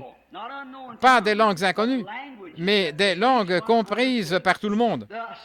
Le pécheur, l'incroyant, pouvait entendre ce qu'il disait. Comment les entendons-nous parler dans notre propre langue, dans notre langue maternelle? Maintenant, regardez. Vient la question. D'autres se moquaient. Verset 12. Ils étaient tous dans l'étonnement, ne sachant que penser. Ils se disaient, que veut dire ceci? Mais d'autres se moquaient et ont dit, ils sont pleins de vin nouveau, de plein d'eau, et ils se moquaient. Qu'est-ce qu'ils faisaient? Ils titubaient, comme des hommes ivres. Comme des hommes ivres. Ils parlaient sans savoir ce qu'ils disaient, mais ils prêchaient à l'Assemblée dans des langues qu'ils ne connaissaient pas, mais que l'Assemblée connaissait. Très bien. Et d'autres disaient, ils sont pleins de vin doux, regardez comment ils se comportent. Et d'autres se sont moqués. Mais Pierre, regardez. Pierre, c'est toi qui as les clés. Alors Pierre, se présentant avec les 11, éleva la voix et leur parla. Souvenez-vous, ceci, c'est la première inauguration de l'Église. Hommes de Judée et vous à Jérusalem, sachez ceci et prêtez l'oreille à mes paroles. Ces gens ne sont pas ivres, comme vous le supposez, car c'est la 3e heure du jour. Les bars n'étaient même pas encore ouverts à ce moment-là. Mais ceci est ce qui a été prononcé par le prophète Joël. Dans les derniers jours, dit Dieu, je répandrai mon esprit sur toute chair, sur vos fils et filles, et ils prophétiseront. Vos jeunes gens auront des visions, et vos vieillards auront des songes. Sur mes serviteurs et mes servantes, dans ces jours-là, je répandrai mon esprit. Ils prophétiseront. Je ferai paraître des prodiges en haut dans le ciel et des miracles en bas sur la terre. Et là, c'est Pierre qui prêche avec les clés. Du sang, du feu, des vapeurs de fumée. Le soleil se changera en ténèbres, la lune en sang, avant l'arrivée du jour du Seigneur, de ce jour grand et glorieux. Et quiconque invoquera le nom du Seigneur sera sauvé. Hommes israélites, écoutez ces paroles. Jésus de Nazareth, cet homme à qui Dieu a rendu témoignage devant vous par les miracles, les prodiges et signes qu'il a opérés au milieu de vous, vous le savez vous-même. Vous parlez d'une réprimande. Il avait les clés, vous savez. Cet homme livré selon le dessein arrêté et selon la présence de Dieu, vous y voilà. Comment donc avait-il pu être livré? Parce que Dieu avait prédestiné, c'est la présence de Dieu. Vous l'avez crucifié, vous l'avez fait mourir par les mains des impies. Dieu l'a ressuscité et délivré des liens de la mort, car il ne pouvait être retenu par elle. David a dit de lui, je voyais constamment le Seigneur à ma droite, et je ne serai point ébranlé. Aussi mon cœur est dans la joie et ma langue dans l'allégresse. Même ma chair reposera avec espérance, car tu n'abandonneras pas mon âme en enfer, et tu ne permettras pas que ton sein voie la corruption. Tu m'as fait connaître mes sentiers de la vie, tu me rempliras de joie et par ma présence. Hommes, frères, qu'il me soit permis de vous dire librement au sujet du patriarche David, il est mort, il a été enseveli, et son sépulcre existe parmi nous. Étant prophète, et il savait que Dieu lui avait promis avec serment, je viens de le prêcher, qu'il ferait naître le Christ selon la postérité, selon la chair, pour le faire asseoir sur son trône. Exactement ce que je viens de prêcher. Pierre prêche la même chose. Et le voyant ça, le prophète l'avait vu. C'est la résurrection du Christ disant que son âme ne serait pas laissée en enfer et que sa chair ne verrait pas la corruption. C'est ce Jésus que Dieu a ressuscité, nous en sommes tous témoins. Exalté à la droite et élevé au ciel, il a reçu du Père le Saint-Esprit qui avait été promis et il l'a répandu, comme vous le voyez et l'entendez, car David n'est point monté au ciel, le prophète, mais il a dit lui-même, le Seigneur a dit à mon Seigneur, assieds-toi à ma droite jusqu'à ce que je fasse de tes ennemis mon marchepied. Que toute la maison d'Israël sache donc avec certitude que Dieu a fait ce Jésus que vous avez crucifié à la fois Seigneur et Christ. Ça devrait régler la question, n'est-ce pas? Après avoir entendu ceci, ces pécheurs eurent le cœur vivement touché, et elle dira à Pierre et aux autres apôtres, « Hommes, frères, que ferons-nous? » Très bien, nous y voilà. Qu'est-ce qu'il a? La clé. La clé du royaume. Où est le royaume? Il est au-dedans de vous. Le Saint-Esprit, c'est le royaume de Dieu, nous savons ça. Nous naissons dans le royaume pour en être les sujets, il est délégué. Remarquez, il a les clés, que va-t-il en faire? C'est la première fois que la porte a été ouverte. Maintenant, on pose la question pour la première fois au prédicateur, à celui qui a la clé. Je crois que s'il avait dit, tenez-vous sur la tête, la chose aurait été officialisée. Ce que tu diras sur la terre, je le lirai dans les cieux. Très bien. Quoi que tu dises, je dirai la même chose. Tu as la clé. Très bien. Il enfonce la clé dans la porte. Que faire? Hommes, frères, que ferons-nous? Après avoir entendu ceci, ils eurent le cœur touché et ils dirent, Pierre leur dit, repentez-vous et que chacun de vous soit baptisé au nom de Jésus-Christ pour la rémission du péché et vous recevrez le don du Saint-Esprit, car la promesse est pour vous, pour vos enfants et pour ceux qui sont tombés en aussi grand nombre que le Seigneur nous appellera, notre Dieu les appellera, car cela a été réglé pour toujours. Personne, jamais, à aucun moment, n'a jamais pu contredire cela. L'Église catholique est arrivée, plutôt qu'immerger, ils aspergent, plutôt que d'employer le nom de Jésus, ils ont adopté Père, Fils et Saint-Esprit. Cela n'a jamais été enseigné dans la Bible. À partir de ce moment-là, chaque personne a été baptisée par immersion au nom de Jésus-Christ. Des gens avaient été immergés par Jean-Baptiste, qui avait baptisé Jésus, et Paul leur a dit qu'ils ne pouvaient pas recevoir le Saint-Esprit comme ça. Ils devaient revenir et se faire rebaptiser au nom de Jésus avant de pouvoir recevoir le Saint-Esprit. Combien savent que c'est l'Écriture? Actes chapitre 19. Parce que le royaume des cieux a été scellé à toute autre manière de faire par un serment de Jésus-Christ pour que ce soit officiel au ciel. Repentez-vous et que chacun de vous soit baptisé au nom de Jésus-Christ pour la rémission de vos péchés et vous recevrez le don du Saint-Esprit parce que la promesse est pour vous, vos enfants, ceux qui sont au loin, en aussi grand nombre que le Seigneur notre Dieu les appellera. Prions. Dieu notre Père, ce soir, 1900 et quelques années sont passées, et pourtant il y a encore des cœurs humains, honnêtes, intègres, qui réclament Dieu comme les enfants qui réclament le lait du sein maternel. Nous t'aimons, Seigneur, nous ne pouvons pas vivre sans toi. Comme David l'a dit, mon âme a soif de toi, comme une biche a soif du courant d'eau. Elle doit l'avoir, sinon c'est la mort.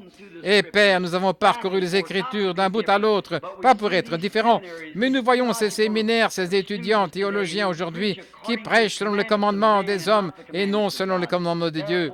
Ainsi, Seigneur, nous ne méprisons pas ces hommes, mais nous méprisons ces choses qu'ils enseignent.